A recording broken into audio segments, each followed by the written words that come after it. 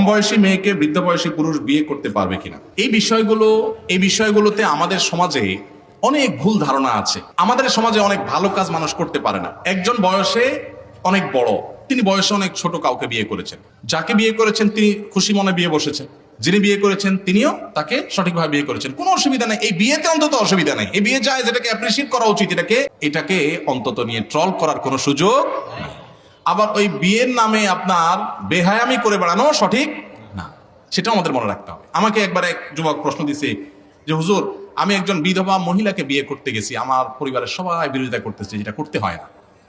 আমাদের সমাজে কোনো বিধবা মহিলা যদি বিয়ে বসতে যায়, সবাই মনে করে যে কত খারাপ মহিলা, স্বামীটা মূল্য 6 মাস হয়ে সারলো না, এখন সে আরেক জায়গায় বিয়ে বসছে।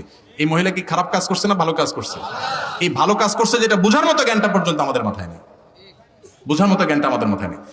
একজন নারী, তার একজন পুরুষ অভিভাবকের দরকার হয় পৃথিবীতে চলতে গেলে। তিনি যদি সমাজের ভয় বিয়ে না করে থাকে, এই সমাজে বিধবারা বিয়ে করতে পারে না, বিধবাদেরকে মানুষ বিয়ে করতে চায় না। কেন? কারণ সমাজ সেটাকে দোষে মনে করে। এটা যদি দোষে মনে করে, তাহলে আপনি গুনাহগার হবেন।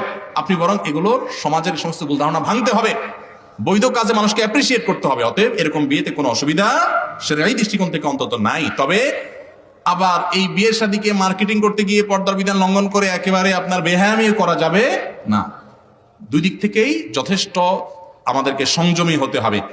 আমাদের সমাজে দেখবেন মানুষের নিজের চরকায় তেল দেওয়ার খবর নাই, আরেকজনের পিছনে দেখবেন সারাদিন লেগে থাকে। আমলে বা ওদের কিছু খবর নাই, কে কি করছে না করছে, সারাদিন ফেসবুকে সোশ্যাল মিডিয়া শুধু এগুলো নিয়ে আস। আল্লাহ তাআলা আমাদেরকে হেদায়েত দান করুন।